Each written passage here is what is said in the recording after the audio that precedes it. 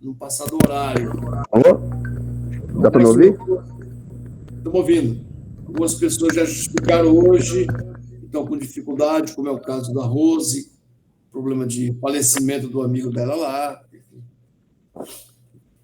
Cana, já está pronto para começar já falando sobre essa questão aí das revoltas populares? Como que tá? Tá certo já? Tá sim. Desculpa a demora aí, gente. Tava me arrumando aqui. Tá todo mundo aí? Legal?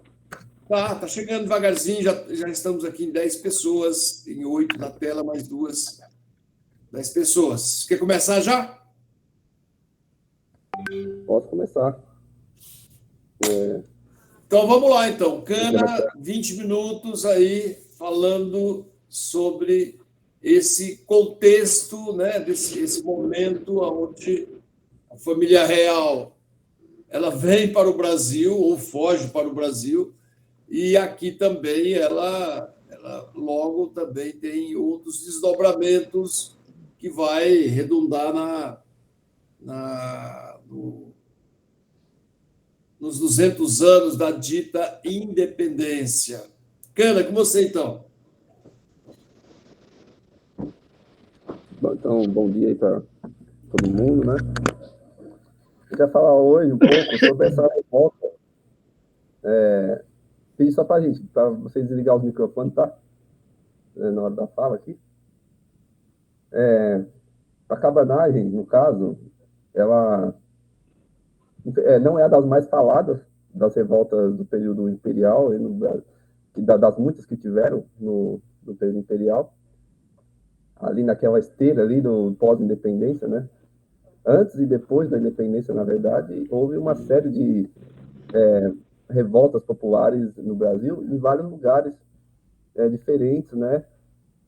Sempre com características próprias, assim, levando muito em conta as contradições, os interesses locais, mas também sempre como ponto comum a questão da divergência com a divergência direta com o poder central estabelecido no Rio de Janeiro, né? O processo de dependência ele é algo altamente centralizador, né? No sentido de que centraliza demais o poder, as decisões. Ele sempre está na órbita ali do poder localizado no Rio de Janeiro, né? Desde que a corte vem para o Rio de Janeiro, de fato, em 1908, e vai ali se estabelecendo um novo núcleo de poder no Brasil, né? O que acontece, né? Em 1922, acontece o grito de Ipiranga, do qual aí estaremos aí fazendo um contraponto no dia 7 de setembro agora, né? Com títulos excluídos. As províncias da época, né? O que hoje são os estados, na época se chamavam de províncias, não aderiram de forma totalmente passiva, muitas vezes, com o desejo do governo central, né? O Pará, por exemplo, foi uma dessas províncias que foram rebeldes em relação ao processo de independência brasileiro, né? Não necessariamente pelos motivos mais nobres, mas também a própria independência não teve os objetivos mais nobres, né? Isso é uma coisa muito curiosa de se notar, porque afinal de contas foi um grande acordão por cima, né? E um pega para capar dentro do andar de cima, o que foi a independência brasileira, basicamente, essencialmente foi isso, né? O Pará, no caso, ele só veio a saber da independência brasileira no começo de 1923. Né? As comunicações por terra eram praticamente inexistentes, né? Como a gente sabe, entre as províncias. Né? Afinal de contas, inclusive, era lei da época colonial não haver conexão terrestre entre as províncias, a não ser via autorização real, emitida ali e com certa justificativa para que existisse, né? Então, a não integração nacional, ela na verdade era um projeto também, né? Dessa elite colonial. E a gente sabe como que o Brasil demorou aí para impulsionar um processo de integração real, que até hoje não está necessariamente desenvolvido. Mas o que acontece é que, pelo mar, chega em 1923 a notícia da independência, e o Pará, né, A província do Pará, na época, chamava Província do Grão-Pará, compreendia toda a região norte do Brasil, o que hoje é o Amazonas, Roraima, Amapá e o Pará, né? Então, toda aquela região era a província do Grão-Pará. Qual que era o modelo econômico predominante ali na região? Era o extrativismo, né? Madeira, couro, cacau. Era uma economia extrativista, basicamente, que existia lá, e utilizava-se muito a mão de obra indígena ali, né? O comércio desses gêneros com Portugal era o que sustentava a elite paraense, né? E, e logo de prontidão eles ficaram contra, quando ficaram sabendo do processo de independência, ficaram contra, porque afinal de contas esse tráfico mercantil beneficiava diretamente a elite do Grão-Pará. Então, e muitos portugueses, né, ali você tinha uma coisa característica desse período aí, né, do primeiro reinado, é que o setor comercial ele é quase que monopólio de portugueses no Brasil, né? O que é um dos motivos que vai gerar atritos ali entre o, a aristocracia nacional propriamente dita e a aristocracia portuguesa, né?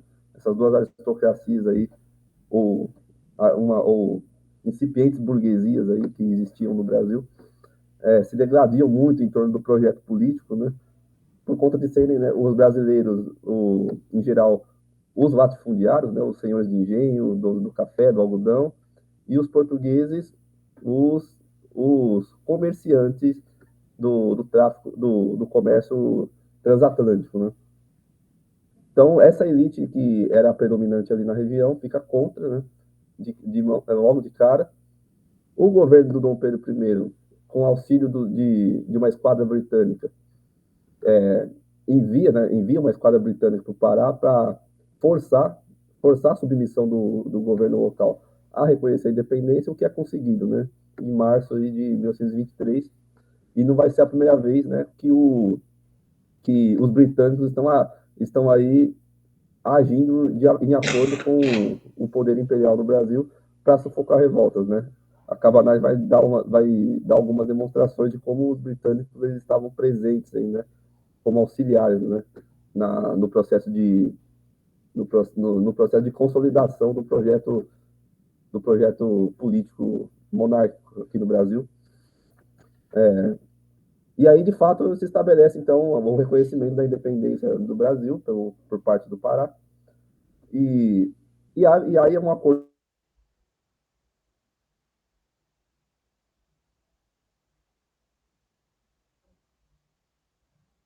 em acordo ali com elites locais, nomeações vindas do Rio de Janeiro, né? Afinal de contas, os presidentes das províncias, né? Quem seriam os governadores hoje dos estados, eles eram, eles eram como que se diz assim, eles eram otorgados, né, pelo imperador. Eles eram escolhidos, não eram votados. E acontece que há um certo descontentamento que se generaliza ainda em 1923, com esse novo governo composto, que afinal de contas tinha muitos portugueses, né, no exército, nas câmeras, no judiciário, enfim. E a população ali, de uma forma geral, tanto setores populares como setores médios, e parte da elite também, se revolta contra isso. E aí aparece em cena um cidadão aí que vai ser importante nessa história, que é o Cônego, né? Cônego era um padre, né? Um padre ali que exercia funções administrativas locais ali na, na sua basílica, que é o Batista Campos, né? Esse padre aí tinha uma influência considerável ali no Pará, e com a ajuda da população derrubam o governo e se estabelece um governo provisório, onde em outubro de 1923, com o Batista Campos presidindo a província. Essa mesma esquadra britânica que fez com que o Pará reconhecesse a independência do Brasil é utilizada aí, ela desembarca no Pará e, e consegue derrubar o governo, né? Em poucos dias ali, então, o governo rebelde é derrubado e o Batista Campos, aí, o padre, no caso, ia ser, na verdade, nem fuzilado, ele ia ser executado, sendo colocado na frente do canhão e o canhão ia ser disparado direcionado para Belém, né? Para ser um espetáculo mesmo a morte do cara. Mas aí houve todo um apelo ali para que não acontecesse isso. E o comandante da esquadra, que era britânico, ele decidiu não matar o Batista Campos, né? Essa pequena historinha aí, que não dura um ano, ela acaba sendo uma ilustração do que vai ser o Pará aí nesse período aí do primeiro reinado e depois durante o período regencial, né? Até 1835, de 1823 até 1835, o Pará teve 8 governadores nomeados pelo imperador e pelos regentes.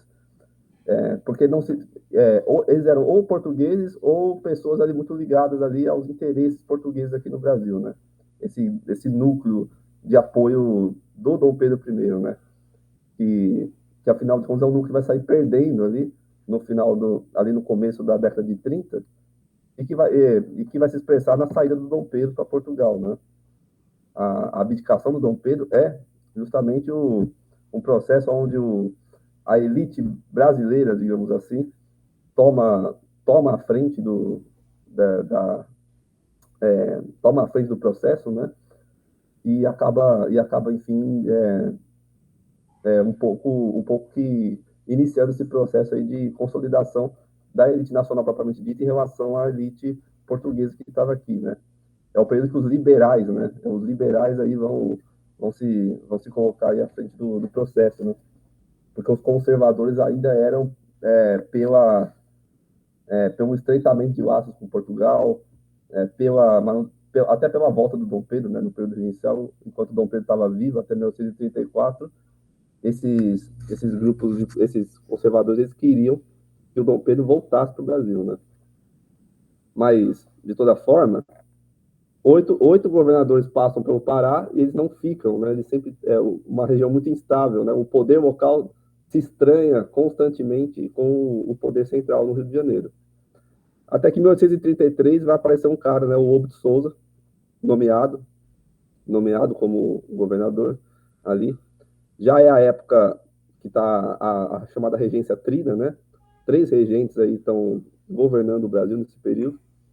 É o período que o Dom Pedro I, o Dom Pedro II é menor de idade, né? Ele só vai assumir o golpe da maioridade, só vai acontecer em 1940, né?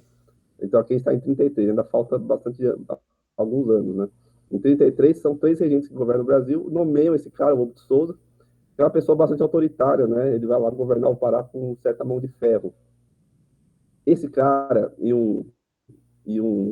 um tal de general capitão Silva Santiago, né, que é nomeado comandante de armas, vão aí estar administrando política e militarmente o Grão-Pará. No ano seguinte, se estabelece em torno daquele padre, o Batista Campos, um núcleo de oposição em relação a esse governo, né? E esse grupo de oposição, ele se encontrava na fazenda de um cara que se chamava Félix Malcher, Félix Antônio Malcher, né? Era um fazendeiro ali da região ali, famoso, né? Assim, um cara que tinha um certo prestígio. Na fazenda dele se encontravam ali personalidades de certa influência ali da política local e que tinham como característica em comum pode ser opositores aí tanto na época ao Dom Pedro I como na época ali ao processo em andamento ali desse período que é muito instável, né? O período da regência, né? É o período que eclodem revoltas para todos os lados no Brasil, né? Do Rio de Janeiro ao norte, ao nordeste, ao sul. Esse grupo contava, então, com o próprio fazendeiro, o Malcher, 2 jornalistas aí que vão se destacar, que é o Eduardo Angelim e o Avor Papagaio, né? Os dois, o Avor Papagaio é dono de um jornal ali de oposição, o Eduardo Angelim, uma pessoa que tinha bastante prestígio jornalístico também, e o padre, o Batista Campos, né? Esses caras, eles vão começar... e também tem uma família que aparece aí, que é importante, importante na história, que são os irmãos Vinagre, né? para falar rápido deles, porque eles vão entrar em cena um pouco mais para frente, né? Mas é interessante já introduzir. Os irmãos Vinagre eram em 6, eram mestiços, né? De brancos com indígenas, filhos de pai branco com mãe indígena, então eram pessoas do povo, né? Lavradores nas terras do Félix Malcher, e um deles era tenente na Guarda Nacional, o Francisco Vinagre. Esses caras, eles também estão ali sempre participando, né, dessas rodas de conversa, desses encontros que acontecem na fazenda, né? E esse grupo começa a se fortalecer, começa a dar bastante trabalho ali inquietar, até pelas publicações dos jornais, né, de oposição, inquietar muito o governo do Grão-Pará, o governo do Lobo de Souza. E aí ele manda o tal do Silva Santiago ordenar uma invasão a essa fazenda, né? E de fato acontece isso entre novembro e dezembro de 1834. A fazenda é invadida, né? Destruída. A fazenda o fazendeiro não estava na fazenda aí, no caso, nesse momento. Aproveita-se essa brecha, né, para destruir ela. Acabam prendendo o fazendeiro, vão atrás do jornalista para prender também e matam um desses irmãos Vinagre, né? Um tal de Manuel Vinagre, que era um dos que trabalhavam ali e estavam na fazenda. Vão atrás do padre também, o Batista Campos, para tentar matar ele. Ele se refugia na mata, mas ele acaba morrendo nesse processo de fuga aí. Ele fica alguns dias isolado na mata, acaba se ferindo e depois de um ferimento, era um homem já de idade, né, nessa situação, ele acaba morrendo. O que acontece, né? Todo o núcleo da oposição vai se refugiar ali nas cidades ali interioranas ali, né, ao redor, fugindo da autoridade central, para tentar ganhar tempo ali e elaborar uma insurgência, né? E é o que vai acontecer em janeiro aí de 1835, que é a data que começa a cabanagem, né? A cabanagem, ela começa em 7 de janeiro de 1835 e termina em 25 de março de 1840. E aí vem a explicação, por que cabanagem, né? Quando o Malcher, o Angelim, o Avô Papagaio vão para o interior, vão se refugiar aí no interior, na cidade do interior, eles vão criar um exército popular onde quem é essencialmente ali o elemento fundamental desse exército popular são os cabanos, né? Quem eram os cabanos? Cabanos eram os trabalhadores desse sistema econômico que estava em vigor, né? Viviam em cabanas, né? Você tinha ali grandes cabanas ali que ficavam ali às margens dos rios, muito a ver isso com a própria tradição indígena ali da região, né? E a população, no caso aqui, muito mestiça de indígenas, né? Indígenas já, evidentemente, retirados ali das suas comunidades, das suas comunidades tradicionais, né? Já integrados aí nesse processo aí de colonização. E eles trabalhavam nas fazendas, né? Como no caso aí do Félix Malcher, trabalhavam aí no setor extrativista e moravam nessas cabanas, né? Era a classe trabalhadora dessa região eram os cabanos, né? Desses segmentos. E são essas pessoas que vão ser recrutadas por essas lideranças para tornar essa insurgência possível, né? E aí é o que acontece de fato em janeiro aí de 1935, na madrugada de 7 de janeiro, um exército rebelde adentra a cidade, né, na Surdina, invadem o palácio do governo, capturam o Silva Santiago, né, matam ele, né, matam ele ali no ato mesmo, ele estava dormindo, o cara, ele acorda, tenta pular a janela, captura ele, dá um tiro nele. O Lobo de Souza, dizem até que ele estava estava no quarto da namorada dele, da amante dele, que também estava ali no palácio do governo. ele tenta fugir, tenta até se infiltrar ali no meio dos cabanos, porque, afinal de contas, também as pessoas não necessariamente conheciam a fisionomia dos seus governadores nessa época, né? Não tinha TV, não tinha imprensa tão presente como hoje e tal. Mas acaba que um cidadão acaba reconhecendo ele, e o Lobo de Souza também é morto ali dentro do Palácio do Governo, né? O que já mostra muito do tom desse movimento, né?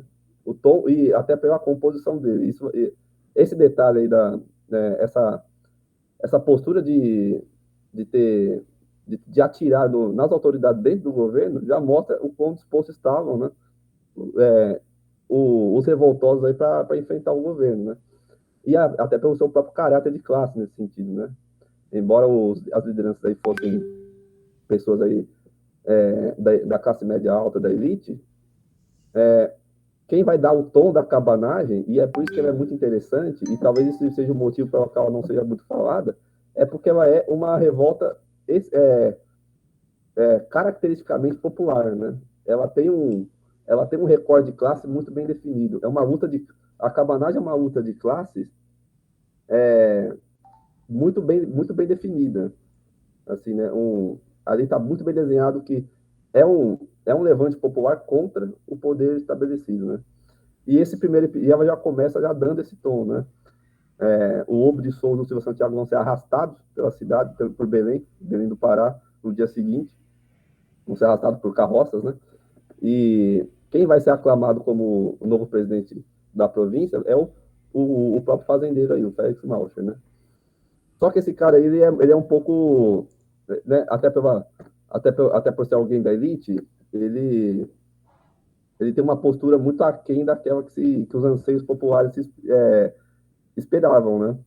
E e o governo dele vai durar pouco, na verdade, né? Vai durar só até 19 de fevereiro, porque rapidamente ele começou a elaborar acordos com as elites antigas, né? Inclusive buscando já reconhecer o governo regencial, né?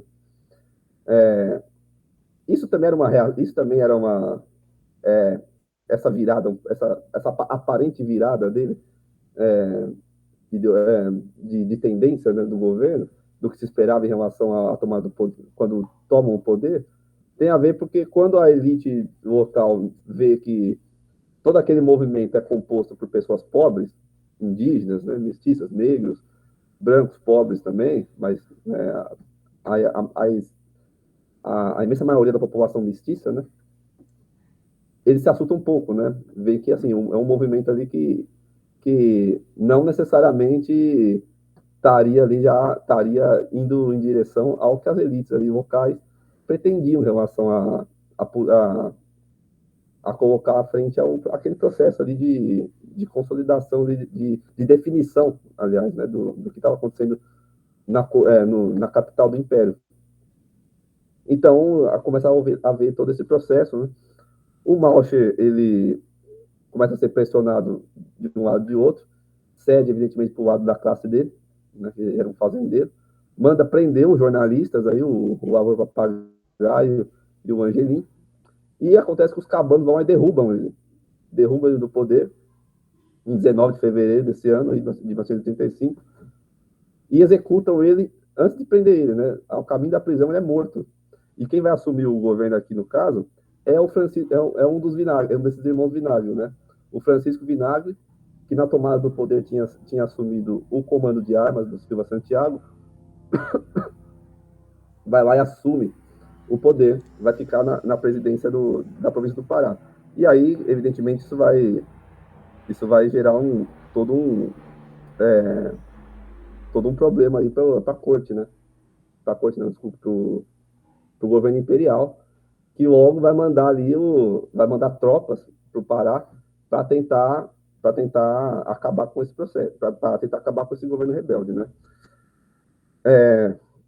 Onde a gente está aqui, o Marechal Jorge Rodrigues, né, quem é enviado aí no caso para comandar essa expedição de retomada da província. O, o Francisco Vinagre ele vai governar até junho, junho desse ano, né? Dura de fevereiro até junho. ele acaba, ele também tinha uma certa relutância em radicalizar demais, né? Até havia tido uma tentativa dele de reconhecer ali o poder regencial e aceitar a indicação de um presidente pelo governo regencial, desde que esse governo fosse mais simpático ali aos anseios populares, né? Ao diálogo com os setores ali que estavam tomando o poder na província. Mas os cabanos não deixam, né? Os cabanos, eles forçam o governo a radicalizar e a estabelecer um contraponto direto ali com o governo imperial. E aí que ele acaba se consolidando mesmo como presidente da província nesses meses, né? Mas em junho ele vai ser derrubado pelas tropas do Marechal Jorge Rodrigues e vai ser preso, né? E aí o que acontece é uma debandada dos cabanos, né, desse exército popular que está se formando, das suas lideranças, para o interior novamente, né? E aí que vai acontecer o momento mais glorioso, né, da cabanagem, né? Porque em poucas semanas eles se recompõem de uma forma ainda maior. Em agosto, 26 de agosto, 23 de agosto desse mesmo ano, de 1985, né? Tudo isso no período de nenhum ano, né, a gente está falando aqui, né? Eles voltam com um exército de mais ou menos 4 mil cabanos e tomam Belém novamente, né? E aí quem comanda, no caso, essa expedição vai ser o outro irmão Vinagre, que era o, o Antônio Vinagre, né? Tinha discordado do irmão aí de se render, né, ao poder imperial, e ele foge da cidade, né, não aceita a ordem de prisão, e comanda essa expedição de tomada de Belém, mas acaba morrendo, né, acaba sendo morto aí na batalha. E quem assume o governo dessa vez, na retomada, é o Eduardo Angelim, lá, que era um daqueles jornalistas que se encontravam lá na fazenda do Malcher, né, com as lideranças. E esse governo dele vai durar até o ano seguinte, né? Vai ser o processo vai ser o período onde o governo vai ser mais contundente, assim, na resistência contra o poder imperial, né? E aí você tem assim um processo de radicalização aberto, né? Quer dizer, a cabanagem é um processo que ela vai sempre se radicalizando, né? As lideranças vão tentando estabelecer um processo de moderação, só que a base do processo, né, a base social desse processo, que só não, só não foi revolucionário por não ter um programa político bem definido, mas ele forçou o processo à radicalização, né? E sempre foi nesse sentido, né? De forma que esse governo do Angelim, ele vai durar até maio de 1836, quando novamente tropas imperiais aí vão chegar e vão tomar Belém, né? E aí essa retomada legalista, né? Que acontece já, no caso aqui já está considerada a regência una, né? A regência em 1935, ela passa a ser una, né? E aí quem assume é um padre, né? O Diogo Feijó, um cara que tinha sido ministro da Justiça, né? O responsável por criar a Guarda Nacional. Ele estabelece, ele forma, né? Forma todo um contingente para retomar Belém. E aí novamente aparecem, né? Tropas britânicas, de mercenários britânicos, alemães, né? Em meio a militares, né? Oficiais mesmo, né? Britânicos ali comandando muitas vezes as tropas brasileiras e, claro, né? Brasileiros ali que haviam sido recrutados pelo recurso do recrutamento militar obrigatório, né? E aí, daí então, de 1936 a 1940, os cabanos não vão conseguir mais tomar o poder no Pará, né? Eles vão se recolher para o interior ali e vão continuar a resistência, né? Lutando até 1840. Essa briga entre, né, o governo já tomado Belém e eles sempre ali, né, no entorno ali da capital, resistindo, tentando avançar, recuando. Mas, enfim, em 25 de março de 1940, né, ainda antes do Dom Pedro II assumir o governo, eles, eles se rendem, né? Com a morte do último cabano, da última liderança cabana, né? Nessa altura, as lideranças principais históricas aí do movimento já tinham sido todas presas, né? Ou já estavam sem capacidade de reagir. E chega ao fim o movimento da cabanagem, né? Mas é curioso que nesse período todo também aconteceram outras, né? Não está acontecendo só no Pará, né? Está acontecendo a Farroupilha, né? A Revolução Farroupilha no Rio Grande do Sul. Está acontecendo ali a Sabinada na Bahia. Está acontecendo a Baleada no Maranhão.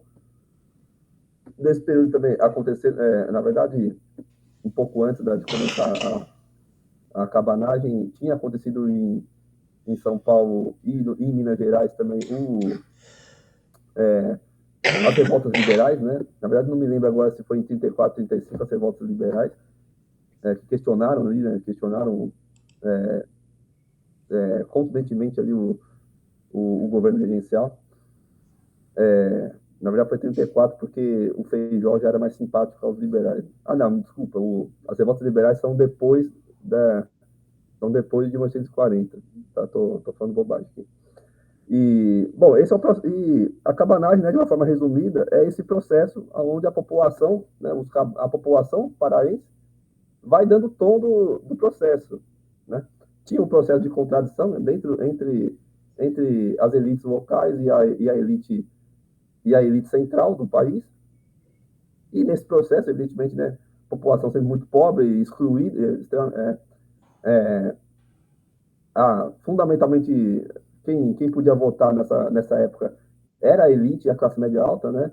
Você tinha aí uma taxa de 1, 2% de votantes no Brasil, né? Em relação à população total. População na penúria, miséria, segregação, escravidão. E esses processos vão mostrando como o povo brasileiro teve disposição para enfrentar, de fato, o poder estabelecido, né? Para fim de informação, havia cerca de 150 mil habitantes aí na região amazônica, né? Que fundamentalmente a região onde era a província do Grão-Pará. Entre 30 e 40 mil pessoas morreram na cabanagem, né? E extremamente violenta, um pouco esquecida, essa revolta, por conta do seu caráter de classe. E eu penso até que essas revoltas, assim, elas foram criando todo um acúmulo de aprendizado para a elite, né? Porque sempre que nesse período, as elites locais se apoiavam no povo para levar à frente, né, ali os seus interesses, né? E em certos processos como esse, a coisa quase saiu pela culatra, né? E é muito curioso como a elite brasileira, ela até hoje, ela toma muito cuidado, né, com a questão do povo na rua, né?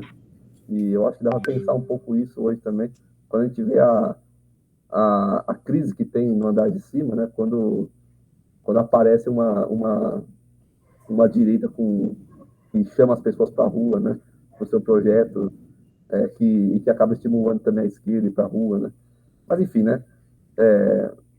Por hora, essa é a exposição, está aberta aí para a gente conversar. Bacana, bacana. Importante esse diálogo. Está aberto aí se algum companheiro quer fazer alguma observação, um adendo, considerando. Chico está falando, não sei se está falando com a gente aqui, só que o microfone está fechado, Chico, ou está cantando, não sei o que está. Está aberto, alguém quer falar? Nós estamos levantando essas revoltas por conta do que vai acontecer no dia 7 de setembro, no chamado Dita Independência do Brasil. Eu queria estender o convite aos colegas aqui. Nós vamos ter aqui em São Paulo 2 grandes manifestações.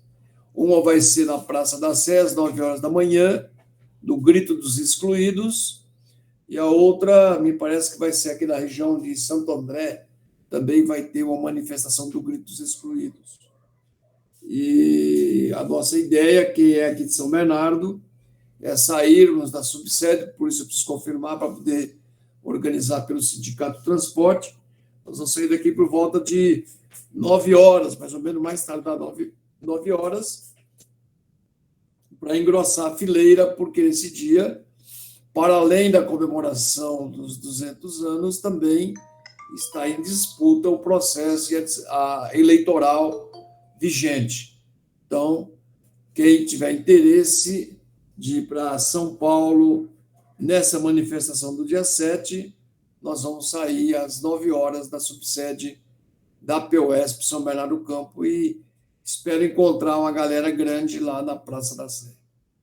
Alguém mais quer falar? Está aberta a palavra. Claro que não precisa ser todos ao mesmo tempo. Eu só vou falar aqui para pedir. Bom dia. Pedir um pouco de desculpa aí, que eu não tenho conseguido acompanhar o grupo. E estou entrando aqui, vou ver o que eu consigo acompanhar, mas que a gente está aí, antenado, tá bom? É isso. Não tenho dúvida disso. Bacana. Seja bem-vindo. Legal. Aldo. Oi. Nós tivemos uma reunião na Lapa ontem, o pessoal está assim, sabendo do dia 10. O que vai acontecer no dia 10? Aí diz que não saiu nada, que só vai sair terça. Tá uma coisa meio enrolada, né? Tem uma... Você sabe alguma coisa? Não, o que eu sei é o que você está expressando aqui também. O que nós sabemos é que, por conta da preocupação, inclusive levantada pelo próprio presidente Lula, de que não deveria se contrapor a essa manifestação, que é a manifestação que eles chamam de cívica, no dia 7 de setembro, mas tem segmentos, mesmo assim, chamando as pessoas para o Grito dos Excluídos, que é histórico, né? Então, vai ter a manifestação na Praça da Sé, no dia 7. E até lá, certamente, as centrais sindicais, os partidos políticos vão estar apresentando outras perspectivas de lutas, digamos assim, para diluir um pouco a possível intensidade da comemoração oficial do dia 7 de setembro. Então, aí eles vão decidir isso. Tenho a impressão que eles vão primeiro observar a quantidade de gente que vai participar no dia 7 oficialmente, para depois dar o tom de uma ação mais objetiva, né? Mais contundente ou não, ou mais representativa ou não. Mas o dia 7 está marcado, o movimento do Grito Excluído está marcado às 9 horas da Praça da Sé, da mesma forma que está marcado também aqui na região do ABC,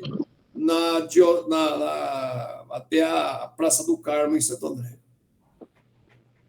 Mas que hora que a gente começa a votar? Porque a gente tem que votar antes de ir para lá. Votar o quê, dia 7? O que tem dia 7? Não. Tô pensando, eu já estou com a cabeça na eleição. Você já está querendo votar, calma, é dia 2 de outubro, calma. Eu já estou pensando na eleição, já estou pensando em derrubar o Bolsonaro, eu estou com a cabeça na eleição. Ainda bem, temos 28 dias pela frente. Aliás, ontem nós tivemos uma atividade muito boa aqui na região, nós tivemos um debate com o Safatli, muito bom, não tinha muita gente, tinha umas 20 pessoas, mas estava bem representativa. E depois nós tivemos uma atividade com o Gianazzi. Foi uma atividade lá no CPP, também uma atividade muito boa, estava garoando, mas tinha ali umas 50, 60 pessoas, imagino eu, 40, 60 pessoas. Muito boa atividade. E aí eu perguntei para o pessoal, inclusive a Neuza, que acabou gravando o vídeo da minha fala, de que as pessoas estão fazendo campanha para os candidatos. Tem gente aí que já está fazendo uma campanha grande para os candidatos. Aí eu perguntei qual era o número do candidato que ele vai votar nas eleições. Ninguém sabia. E foi uma coisa assim que todo mundo ficou atento. Falou, mas é verdade mesmo, a gente não está... E esse ano com agravante, porque esse ano o governo está impedindo, eu acho que isso pode ser um tiro no pé, tá? O Supremo Tribunal, o Superior Tribunal Eleitoral está impedindo que as pessoas adentrem a cabine de votação com celular, que muita gente leva a colinha no celular, né? Leva a colinha no celular. Então, a pessoa vai ter que fazer uma cola. Nunca a cola vai ser tão importante como esse ano, porque não vai poder, na hora, pegar a consulta, o próprio colinha que leva no celular para poder votar, né? Enfim, então tem que fazer urgentemente, decorando os nomes, fazendo a colinha, mandando para todo mundo, para a gente anotar no papel, que são muitos números, né? Você vota para deputado federal, deputado estadual, senador, governador e presidente. São 5 votos, é isso? Isso. São 5 votos você tem que no dia estar bem articulado para votar, né? Então é isso. Gente, mas está aberto aí sobre a questão do significado. Que grito foi esse, né? Que grito foi esse? É o grito dos trabalhadores, dos nativos, dos escravizados, ou é um grito da corte, é um grito da classe dominante que, diante da realidade que estava posta, eles estabelecem, além do Reino Unido do Brasil a Portugal, eles estabelecem fazer uma separação. E aí a pergunta é como separar se esse grito é um grito das elites e os pobres não foram, digamos assim, incluídos no Estado praticamente, né? Os escravizados continuam escravizados, os nativos continuam nativos da forma que estavam e que, portanto, o grito dos excluídos é, digamos assim, um contraponto a esse grito oficial, o grito da classe dominante, né? O grito do Ipiranga, chamado grito do Ipiranga, que é um grito que precisa ser bastante compreendido, porque o nosso povo continuava, as mulheres e os pobres e os negros e os indígenas continuaram fora desse processo da inclusão social. Está aberto aí. Alguém mais quer falar? Então, a gente sempre vê a elite até usando o povo, né? Que nem o Diego estava falando, que houve a revolta, né?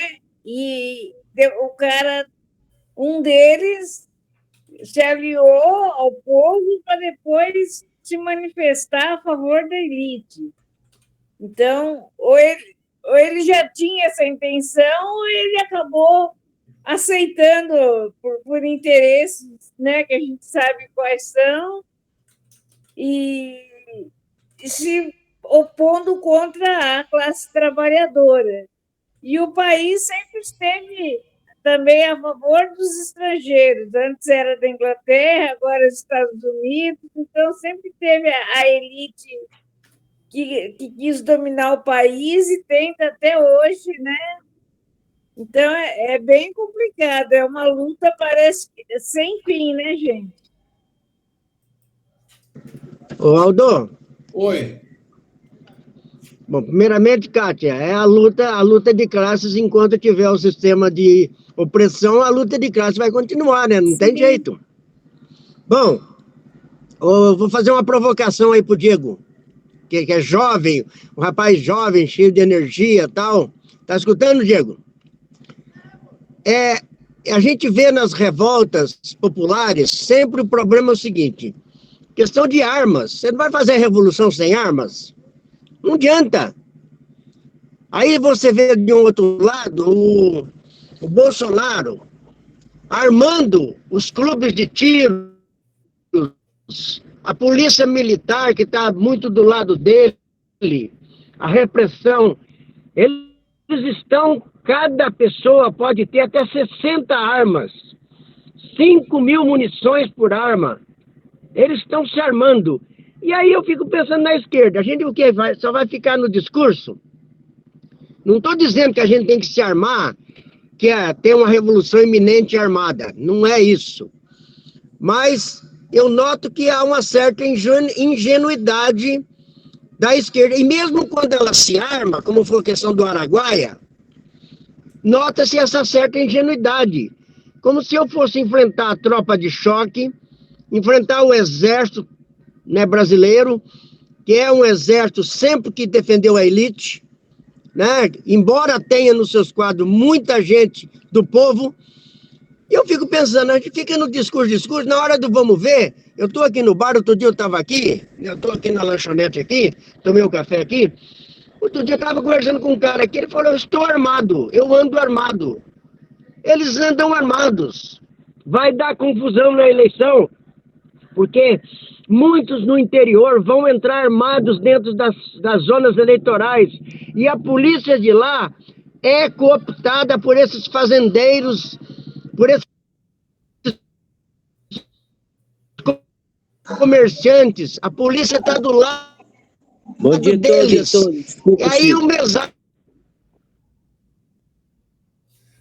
Ô, Chico, está cortando um pouco o seu som. Fala mais perto, talvez, do microfone, que a sua provocação é muito importante. Que é? Está cortando um pouco o seu som. Então, a sua provocação é importante para nós não perdermos o inteiro teor.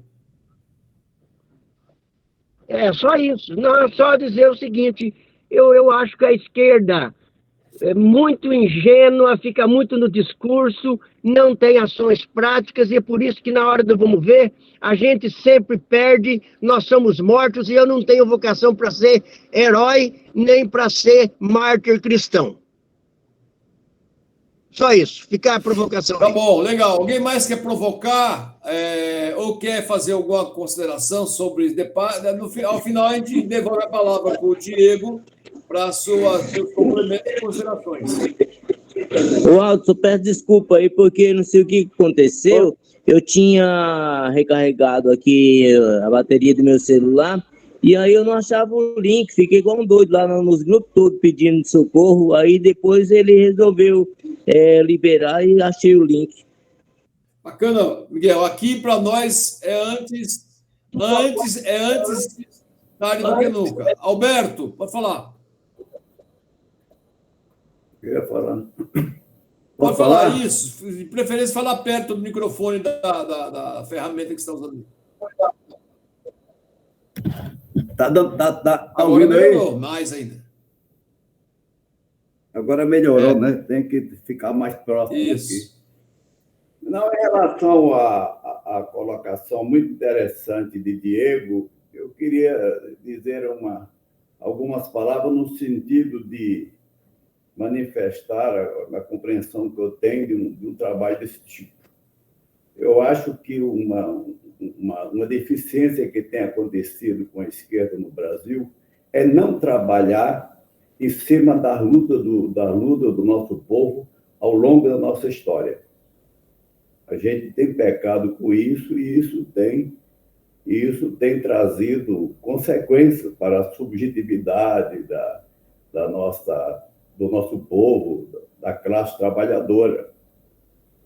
Um desconhecimento muito grande da luta do nosso povo, e isso, inclusive, é explorado como se o povo brasileiro fosse um povo diferente de outros povos, um povo que não luta, um povo que não é capaz de lutar, quando, na realidade, nós temos aí exatamente o exemplo contrário.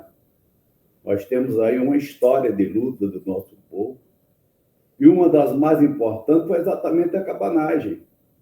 Caio Prado, inclusive, faz menção à cabanagem como talvez o movimento do século XIX mais importante do nosso povo tenha sido a cabanagem, que chegou a tomar o poder.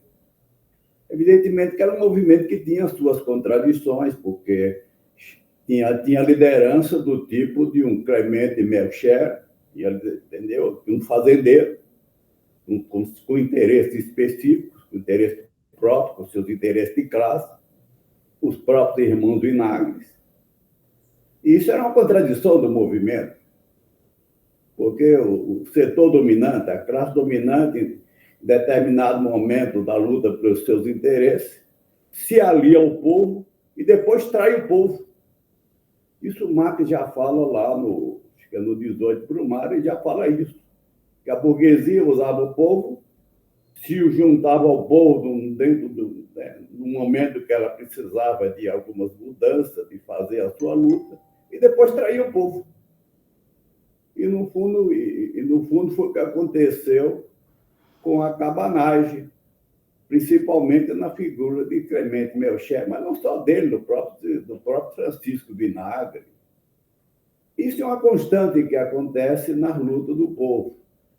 Um setor mais conservador, um setor, entendeu, que não é capaz de levar as lutas às últimas consequências, porque não tem interesse que a luta vá às últimas consequências, acaba atraindo o movimento como um todo.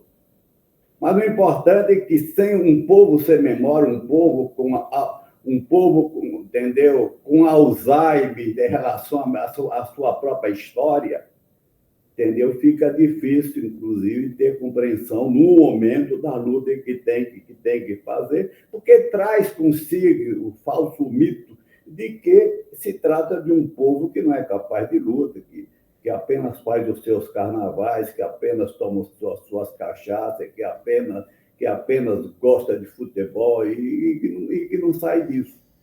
Portanto, eu acho importante essa iniciativa, né, de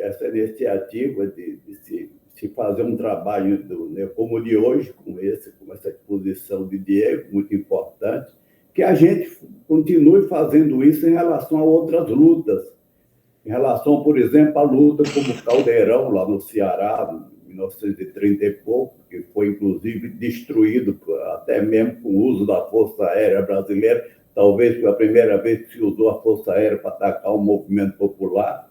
Uma luta como o Pau de Colher, a luta de Canudos, a luta de Zumbi, tantas outras lutas, os malês,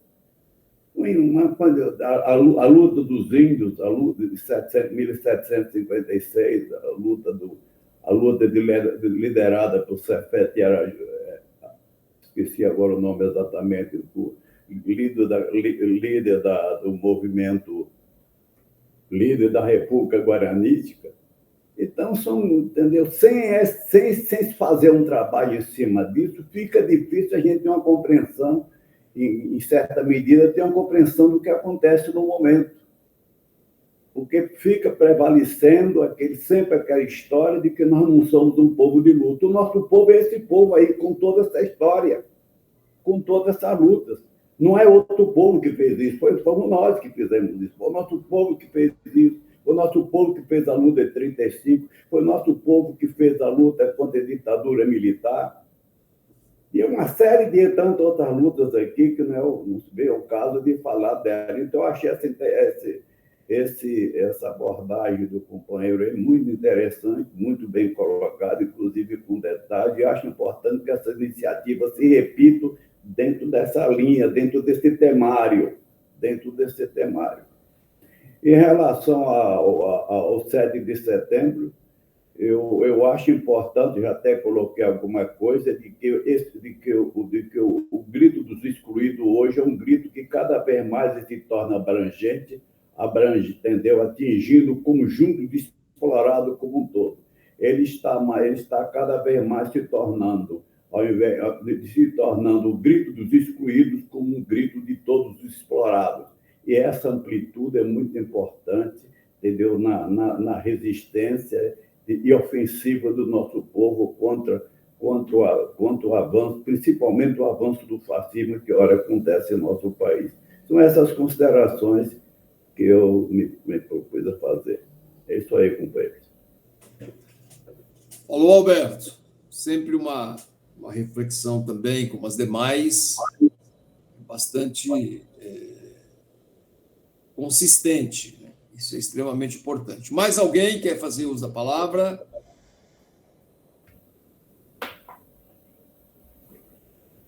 Alberto, o objetivo é esse mesmo, é recuperar, ao longo do processo da história, da filosofia, da geografia, da sociologia, enfim, trazer à baila esse conjunto de lutas e resistência para poder otimizar ainda mais essa nossa leitura da nossa história, porque, via de regra, a história que temos hoje é a história, digamos assim, eurocêntrica, né?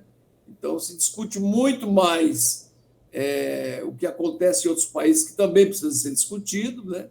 Mas sempre na perspectiva das histórias da classe dominante, não na perspectiva da resistência dos seus povos. E acho que recompor, buscar essa interpretação, buscar essa leitura a partir dessas pessoas que têm muito a nos ensinar, né? Isso é um elemento motivador do ponto de vista ideológico nas nossas lutas, no nosso cotidiano, e essas leituras e esse conjunto de conteúdos precisa fazer parte do nosso conteúdo nos dias de hoje, porque, via de regra, raramente são citados nos livros didáticos e, quando muito, assim, deixado à margem do processo histórico. Mais alguém, companheiros e companheiras? Uma luta como a da conjuração baiana, por exemplo, entendeu? É importante que ela seja colocada como tema um dia no nosso debate, o próprio 2 de julho. São lutas em que, se a gente esquece dela, nós, como povo, esquecemos de nós mesmos. E isso, entendeu? E isso é terrível na construção da subjetividade transformadora da nossa gente. Por isso, eu achei essa iniciativa de hoje, repito, muito interessante. Apenas eu recoloco que ela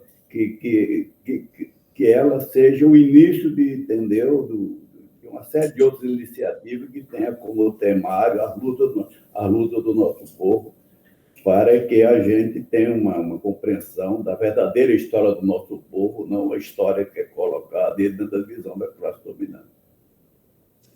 Bacana. Neuza? Então, eu estou pedindo a palavra. Alberto, Alberto, dá ali para fechar o microfone para não dar. Esqueci. Obrigado, Neuza. Então, eu quero só reforçar aqui as palavras do Alberto e as suas, Aldo, na necessidade que a gente tem realmente de aprofundar a discussão, o estudo, na verdade, né, desse tema que é a história da resistência do povo brasileiro, né? Durante a fala do Diego, eu fiquei imaginando, né, que ele pontuou muito bem, né, que o período da regência foi realmente um período de conturbação social, né? Um período onde pipocava movimentos de revolução em todo o Brasil. E aí isso vem em contraponto a uma célebre frase dita por Aristides Lobo por conta da proclamação da República, de que o povo assistiu a tudo bestializado. O povo não assiste bestializado, o povo luta, o povo resiste. Nós temos aí história de resistência indígena, dos escravos, e nos centros urbanos dos mais diversos trabalhadores. O povo resiste, sim, né? A questão do armamento, a gente vê também o povo luta com o que tem, é com pau, é com pedra, é com faca, é com arco e flecha. A gente luta, a gente resiste, a gente entende muito bem o que está acontecendo. Por que alguns movimentos foram vitoriosos e a grande maioria não? A gente precisa entender isso, né? E aí, então, nesse sentido que eu reforço, então, a necessidade da gente continuar estudando os movimentos. Hoje o Diogo falou da cabanagem, a gente tem a sabinada, a gente tem Canudos, a gente tem os malês, a gente tem a farroupilha, a gente tem muitos outros movimentos que a gente precisa entender na sua essência e estudar realmente. Então, é isso.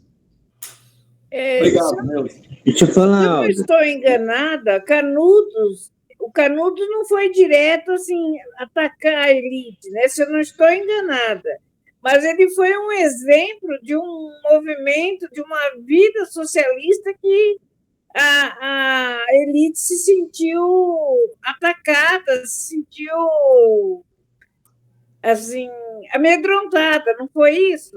Eu precisaria reler o livro, mas eu acho que foi esse sentido, né? Porque eles deram um exemplo de uma vida que uma luta poderia ser uma vida socialista. Sim. Estou enganada? Não, era o perigo que Canudos representava para a monarquia, né?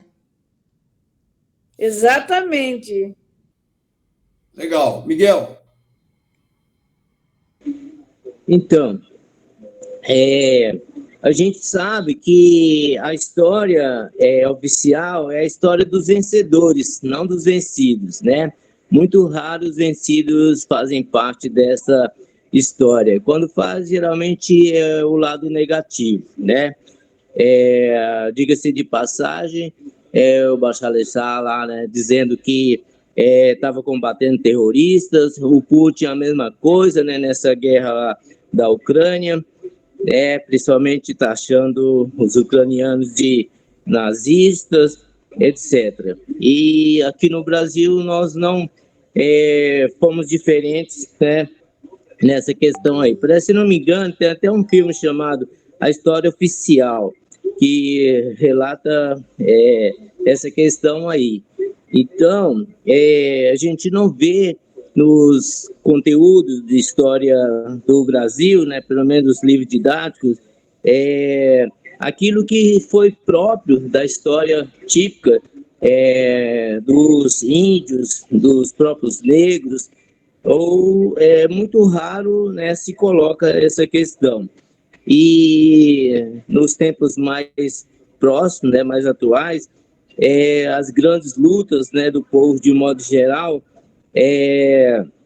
não é levada também em conta, né, nos anais aí, né, dos poderosos, porque a elite sempre quer defender o peixe dela, né? E os demais são, assim, aqueles que merecem o desprezo, né? O descaso total, que sejam colocados às margens mesmo da sociedade. E na fala do Bolsonaro, né, desses nazifascistas aí, o tempo todo fica estampada essa questão aí. Bolsonaro falando, né, que os petralhas têm que ser fuzilados, que nós somos, nós da esquerda somos lixo. Eu estava vendo até outro dia ali uma tirinha, né, que eles fizeram colocando o PT num caixão, né, e falando que morreu de vez, em definitivo, e muitas outras coisas assim. A gente pode estar sempre percebendo que a direita sempre quer colocar à margem da história, ou como se nem sequer existisse tudo aquilo que foi feito, né, por parte daqueles que se opõem a eles. Então, isso é muito ruim, né, porque, inclusive, o próprio Lula falou que é muito importante, né, a gente ter aí o embate, né. Ele, inclusive, falou bons tempos em que o embate, né, era entre o PT e o PSDB, e, infelizmente, o PSDB se enfraqueceu e agora é contra Bolsonaro, né, e os bolsominions. Mas a gente não pode, apesar de tudo isso aí, né, entregar o ouro, né? Temos que fazer valer o nosso potencial de luta, né? Inclusive instigar outros também a não se render, né? Apesar de aparentemente a gente termos uma derrota aí, né? E tocar em frente a nossa luta enquanto esquerdistas. É isso. Ok, Miguel, obrigado. Mais alguém? Eu queria sugerir, a partir das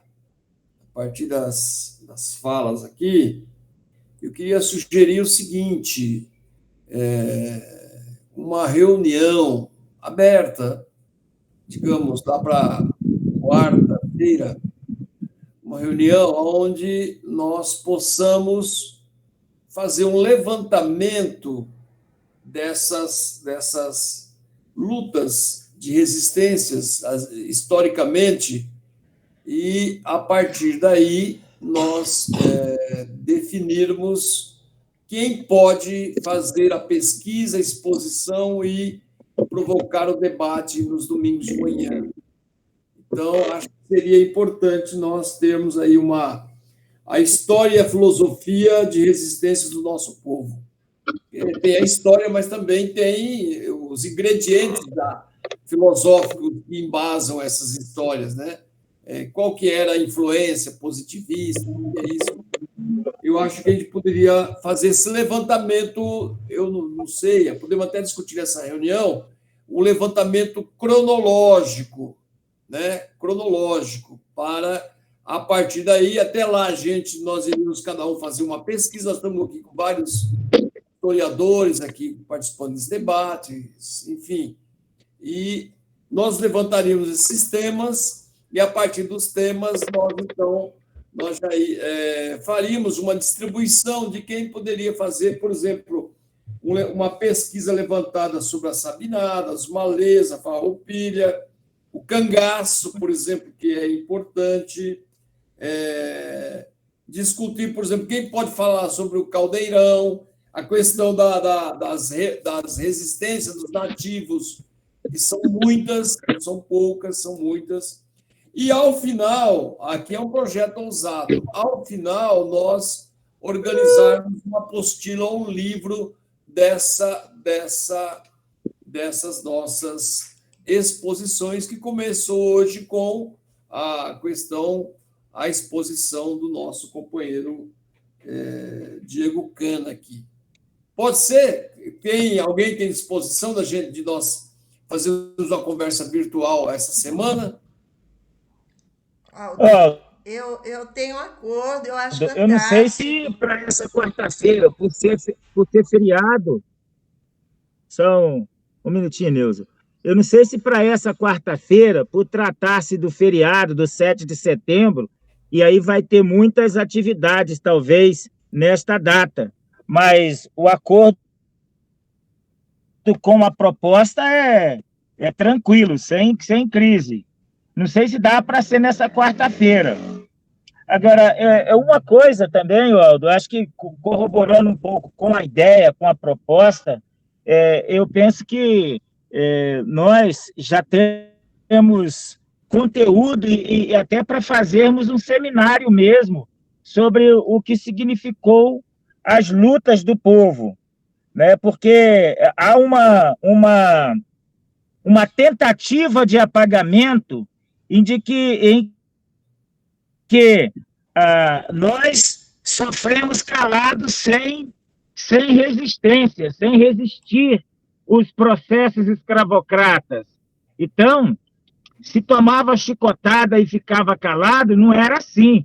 Então, nós vamos ter que pegar a história, as fugas constantes, as lutas, a própria capoeira como símbolos de resistência ao escravismo, à tortura, porque essa é a tentativa.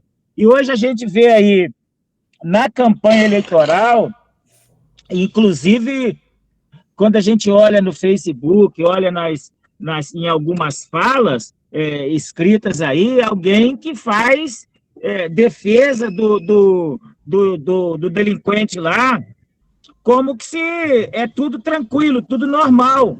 Então, é uma luta muito árdua, contínua, né? Então, nós temos aí um campo de uma esquerda, mas parece uma esquerda, em alguns casos, alguns que querem manter os privilégios, estão aí, não estão nem aí, principalmente, aí eu vou ser meio duro, mas principalmente com esse grupo de mais jovens aí, que nunca pegaram no cabo da enxada. E eu vou ser tranquilo, no cabo da enxada mesmo. Nunca trabalhou, nunca comeu de marmita. Então, é sempre filho de uma classe trabalhadora que teve acesso à universidade, não estou dizendo que são elitistas, mas são classe média que tiveram acesso à universidade, alguém sempre para fazer o seu serviço de casa, E eu estou falando porque agora eu não consegui entrar, porque eu tive que limpar minha casa, que estava uma sujeira. Porque teve um delinquente que botou fogo aqui próximo de casa e estava cheio de fuligem. A geladeira, se eu não fosse limpar a geladeira agora, ia perder tudo e estragar, porque tinha gelo de 3 centímetros no congelador. Então, é um negócio muito sério. A gente que está na luta e ouve alguém, às vezes, do campo da esquerda, achando que está tudo muito bem, porque ele já chegou ao seu auge, o seu limite, então está tranquilo. E não está tranquilo. E, para mim, essa questão de relacionar desigualdade racial e luta de classe, ela é contínua, principalmente na questão, agora, no que tange aí esses 200 anos de independência para quem? Que é a nossa fala, independência para quem? Para nós negros, não há independência no Brasil, não há abolição no Brasil. Ela ainda precisa ser construída e constituída. Obrigado, Lacir. Alguém mais quer falar? Estamos aqui nos considerando, nos complementos. Tá legal, tá ótimo. O Aldo, para mim, inclusive, não vai dar, porque já marquei um passeio à casa de um primo que eu não vejo há 32 anos. Não, tranquilo, de boa. Eu acho a proposta de Aldo, eu acho que a gente deve entendeu, levar adiante mesmo essa proposta de a gente, como um coletivo, aí, fazer, entendeu, distribuir tarefa no sentido de estudar e fazer exposição sobre as diversas lutas do nosso povo. São tantas que não dá para a gente... Esse povo é tão rico de história, né, diferentemente do que a classe dominante fala dele, que a gente passaria aqui, talvez, horas para falar das suas lutas. Eu acho que a proposta de Aldo, entendeu, é muito interessante e deve ser levada à frente. Distribuir entre nós mesmos, entendeu? No sentido de que cada um de nós estuda uma determinada luta, um determinado movimento, entende? E assim, partir para exposições, para uma compreensão melhor da nossa história, que nós temos deficiência em relação a isso. Então, eu acho que é a questão de marcar um dia para esse encontro, para a gente conversar sobre isso. Eu estou disposto a participar, inclusive, disso, talvez para falar um pouco do projeto, falar de alguns movimentos, assumindo, entendeu, uma tarefa, entre outros companheiros, entendeu, em cima do tema, desse tipo de temário, que é da luta do nosso povo. É isso aí. Aldo. Oi.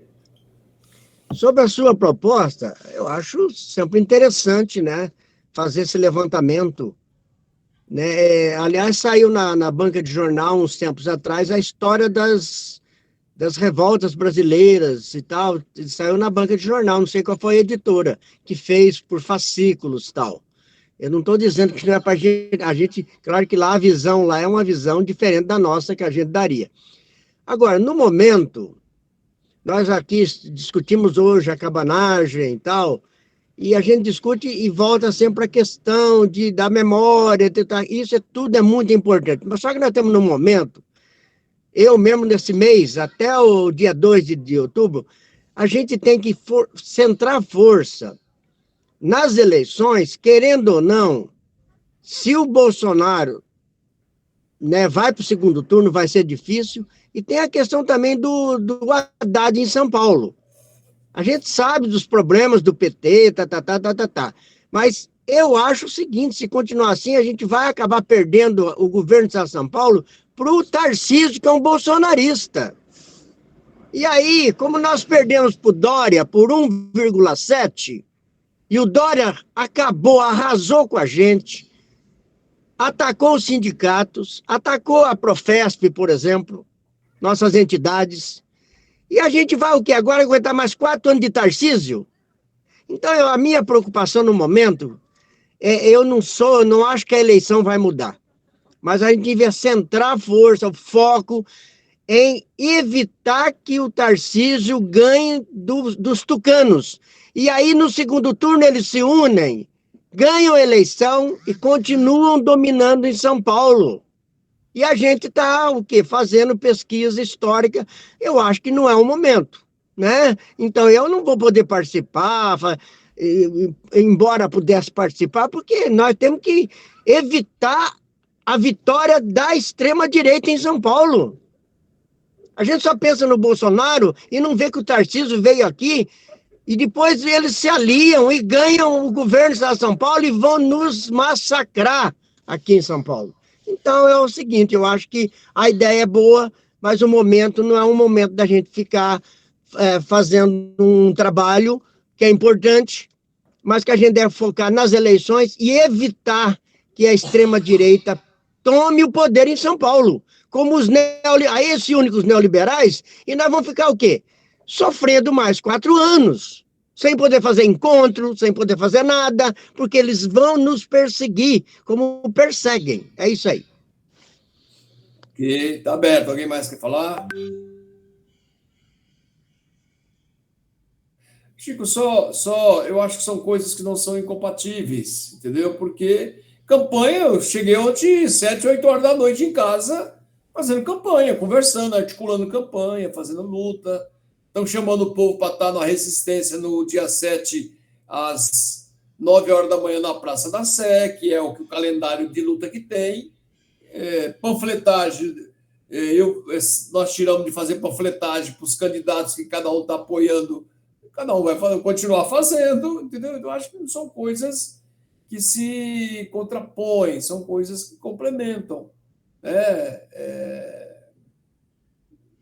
Mas eu concordo com você de que a prioridade agora, efetivamente, mas é uma prioridade que nós também sabemos do nosso alcance, dos nossos limites. Mas naquilo que compete a sinergia da nossa luta junto com a luta do nosso povo, eu tenho a impressão que nós não estamos desviando ninguém dessa luta, muito pelo contrário, nós estamos dizendo que é fundamental a participação nesse processo político que está em curso. Fundamental, determinante, e isso nós não temos. Eu dentro do meu limite, dentro dos meus limites, né, eu não tenho medido esforço para ajudar. Eu tenho ido até a forró para tentar conversar com o povo. Imagina como que é isso, né? Hoje à tarde eu vou lá no forró que o Alberto conhece, está no Tabuão. Então, entre uma música e outra, conversa no pé de orelha, como que tá, como que você está votando em quem, entendeu? Nós somos seres políticos, atemporais, não é? Depende do tempo, do horário, nós estamos lá na permanente resistência. Então, não é fácil, não. Eu concordo com você. Eu concordo, Aldo. Eu acho que está perfeito, você está colocando. Também. Agora, eu acho que pode ser que algumas pessoas, como o Aldacir já colocou, no momento desse, vai estar envolvido em campanha, vai estar... E aí pode o quê? Queimar uma ideia importante, uma ideia interessante. Eu mesmo não vou assumir mais nenhum compromisso, porque né, eu estou vendo essa premência que não podemos brincar para deixar... O Dória, nós já perdemos a eleição por descuido, e nós podemos perder a eleição em São Paulo por Tarcísio por descuido de novo, e a gente, eu acho que tem que focar, só isso. Se você consegue fazer tudo, eu não consigo, é só isso. Não consigo fazer tudo, não. Mas ideias boas a gente não pode também deixar de lado, não, né? Gente, alguém mais quer falar? Para a gente passar a palavra para o Diego, para ele fazer a conclusão. Quando eu propus quarta-feira agora, é porque na parte da manhã, durante o dia, nós vamos estar nas lutas que forem, digamos, as lutas agendadas, né? Agendadas com a nossa participação e pelo coletivo. E à noite, aproveitar o tempo também. E à noite, até simbolicamente, no dia 7, a gente fazer a primeira reunião para poder encaminhar naquilo que for possível, sem prejuízo, isso para nós está claro, sem prejuízo ao embate da conjuntura. Sem prejuízo ao embate da conjuntura. Tudo bem? Está claro isso, não? Diego Cana, cadê você? está aqui conosco. Tá, companheiro, tem muita gente aqui que às vezes não fala. Eu queria, por livre e espontânea vontade, né, dizer para os companheiros aqui que é importante as falas das pessoas para que nós possamos, inclusive, nos orientar aqui, né? Se está legal, se não está legal, se pode melhorar. O que é concreto. Nilson, quer falar? Pode falar, Nilson. Perdão. Então, eu optei em ficar a reunião inteira calado, né? Mas eu vou te falar um fato que eu percebi na cara dura no bandeiraço que teve na Coronel Oliveira Lima ontem. Né? Teve um bandeiraço lá. Uhum. Eu vi na porta de uma igreja neopentecostal, acabando o culto deles, um obreiro entregando em mãos dos fiéis o santinho do candidato deles. Né? Então, uma outra coisa que é muito importante, igual que o companheiro Chico, né, falou aí, que a gente precisa focar nas eleições agora.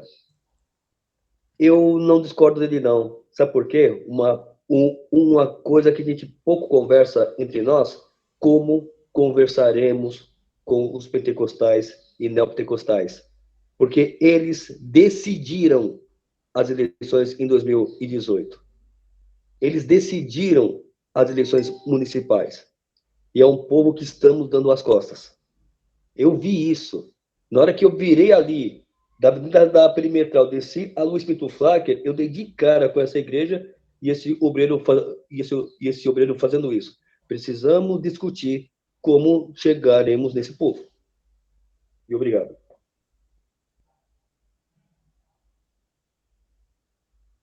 O microfone, Aldo. Aldo. Mais alguém? Só me dá um pitaco aí, por gentileza. Eu penso, companheiro Nilson, que nós temos aí uma dificuldade literal, porque se nós observarmos que dentro desses templos neopentecostais existe uma política direcionada desde os anos 60, e aí vamos observar como que os Estados Unidos despejou carreta de dólares nessas denominações para fazer uma disputa literal com o movimento Teologia da Libertação. O Aldo sabe disso, que é oriundo de lá também. Então, o que nós podemos hoje fazer, nós temos que fazer é produzir documento contextualizando essa questão e ir para as periferias, panfletar.